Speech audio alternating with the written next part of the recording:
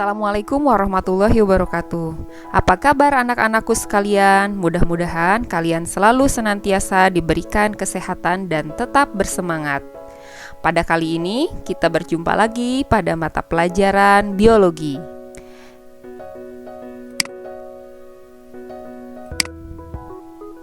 Pada kesempatan ini kita akan sama-sama belajar mengenai mikroorganisme. Coba kalian perhatikan gambar di bawah ini. Apa yang kalian pikirkan jika melihat gambar di bawah ini? Akhir-akhir ini banyak sekali kejadian-kejadian yang menyebabkan orang-orang di dunia mengalami kematian. Ini contohnya beberapa kejadian yang terjadi di berbagai negara. Untuk rumah sakit sangat dipenuhi oleh pasien-pasien yang sudah meninggal atau bahkan pasien-pasien yang berdatangan karena sakit.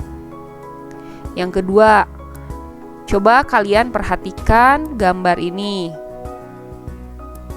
Ngeri ya? Kira-kira menurut kalian ini disebabkan oleh apa?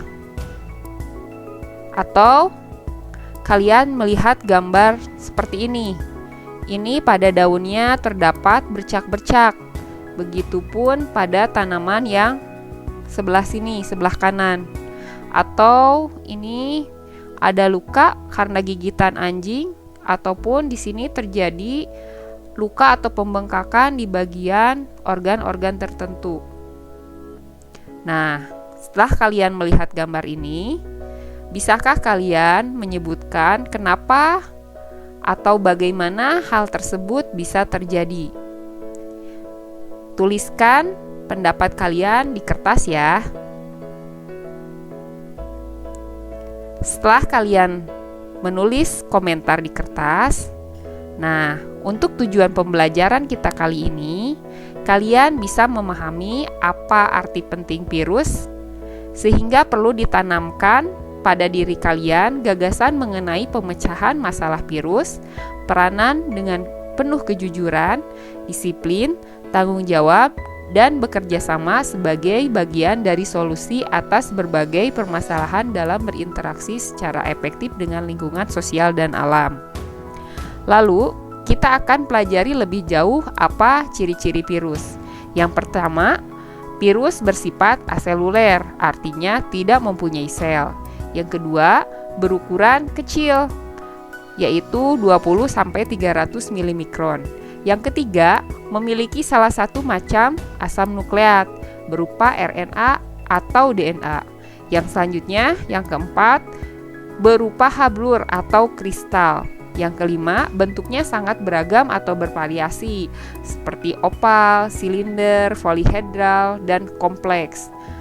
Keenam, tersusun atas asam nukleat yang diselubungi oleh kapsid. Yang ketujuh, hanya dapat berkembang biak pada sel hidup. Nah, ini kalian bisa melihat gambar struktur tubuh. Ini bentuknya menyerupai seperti lingkaran yang tersusun atas selubung protein. Nah, di sini materi genetiknya berupa RNA virus.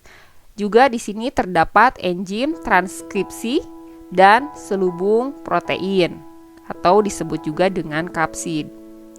Nah, untuk bentuk-bentuk virus kita bisa melihatnya. Ini contohnya adalah virus herpes. Yang ini bersegi banyak. Ada lagi ini bentuknya yang seginya tidak beraturan ya, atau disebut juga dengan polihedral. Untuk virus famili Paporidae, Poxviridae, Erioviridae, dan Adenoviridae. Selanjutnya, bagaimana bentuk selubung protein atau kapsid virus? Kapsid virus ini sendiri adalah bagian pelindung materi DNA ataupun RNA yang terdapat pada virus. Nah, ini bisa dilihat, ini adalah bagian serabut ekor atau disebut juga dengan bagian kaki. Ini fungsinya untuk menempel pada inang, bisa pada tumbuhan, hewan, ataupun manusia. Selanjutnya, ini adalah materi genetik berupa DNA. Selanjutnya ada selubung protein yang melindungi DNA itu sendiri. Nah, ini juga ada lempengan dasar berhubungan dengan serabut ekor. Nah, ini bentuknya adalah bentuk kompleks. Kalau ini adalah bentuk polihedral. Kalau polihedral itu seginya adalah segi banyak. Yang selanjutnya di sini adalah berbentuk helix. Helix ini menyerupai seperti lingkaran atau pilinan. Nah, bagaimana virus bisa bereplikasi atau bertambah banyak? Nah, di sini ada 2 tahapan virus bisa memperbanyak diri. Yang pertama adalah siklus litik, yang kedua di sini adalah siklus lisogenik. Nah, ini tahapannya kita bisa melihatnya satu persatu. Perbedaan mendasar antara siklus litik dan siklus lisogenik. Kalau siklus litik itu bisa mengubah atau merusak sel inang sehingga menyebabkan lisis. Sementara siklus lisogenik tidak menyebabkan lisisnya sel. Ini tahapannya. Dari tahap pertama, bakteriofag akan melekat pada bakteri. Yang kedua, fag DNA masuk ke dalam sel inang. Ini gambarnya bisa terlihat. Yang ketiga, DNA akan diuraikan. Yang keempat, terbentuk DNA fag baru menggunakan nukleotida milik DNA inang. Selanjutnya, sel inang melakukan transkripsi dan translasi DNA fag untuk menghasilkan protein fag. Selanjutnya, terjadi proses perakitan fag baru sehingga enzim dalam fag menjadi lisis atau disebut juga dengan pecah. Selanjutnya, fag baru di sini dilepaskan untuk memulai siklus yang baru dan siap menginfeksi sel inang lainnya. Nah, ini untuk tahapan siklus litik. Berbeda halnya dengan siklus lisogenik. Untuk dari nomor 1, nah di sini sama tahapannya dari nomor 1 ke nomor 2. Nah, yang membedakannya pada tahap atau nomor 3 ini. Yang nomor 3, DNA PEG akan bergabung dengan kromosom bakteri dan membentuk propag. Nah, ini propag ini gabungan dari DNA virus dan DNA bakteri. Sementara untuk siklus lisogenik tidak terjadi proses penggabungan antara DNA virus dengan DNA bakteri. Selanjutnya, tahap yang keempat, kromosom akan bereplikasi berlangsung selama beberapa kali sehingga terjadi pembelahan sel. Untuk selanjutnya, tahap kelima, propag dapat keluar dari kromosom inang dan sel akan mengalami siklus litik. Selanjutnya, penyakit pada manusia dan hewan yang disebabkan oleh virus. Di antaranya pada manusia ada hepatitis, HIV, flu burung, influenza, rabies, dan Ebola. Sementara pada hewan di sini ada Newcastle disease virus. Nah, terjadi pada ayam, avian influenza, foot and mouth disease. Untuk selanjutnya, penyakit pada tumbuhan diantaranya CVVD atau Citrus Vine Flume Degeneration pada tumbuhan jeruk. Yang kedua, Tobacco Mosaic virus. Nah, ini menyerang pada tumbuhan tembakau. Yang ketiga di sini adalah virus tungro, yaitu virus yang menyerang tumbuhan padi. Lalu, bagaimana peranan virus dalam kehidupan?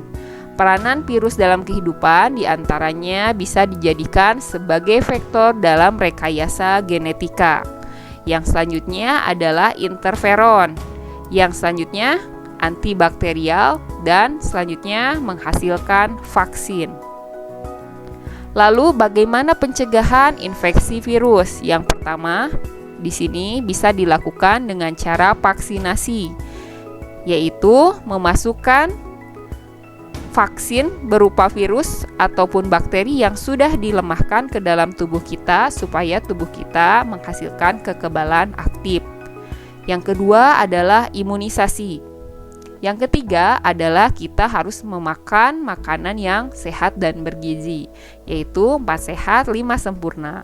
Yang keempat, kita harus melakukan aktivitas olahraga untuk menjaga kesehatan dan kebugaran kita. Yang ketiga, kita sering mendengar istilah 3M. Apa itu 3M? 3M untuk mencegah virus corona yaitu menjaga jarak, memakai masker, dan mencuci tangan. Supaya kalian lebih paham mengenai materi virus, kalian bisa memutar kembali video ini. Dan sebagai latihan, silahkan kalian tuliskan yang pertama, ciri-ciri virus. Yang kedua, bagaimana struktur tubuh virus. Yang ketiga, bagaimana cara reproduksi virus. Yang keempat, bagaimana cara penularan dan pencegahan virus. Silahkan jawabannya kalian tulis ya di buku latihan. Demikianlah pertemuan untuk kali ini. Terima kasih. Assalamualaikum warahmatullahi wabarakatuh.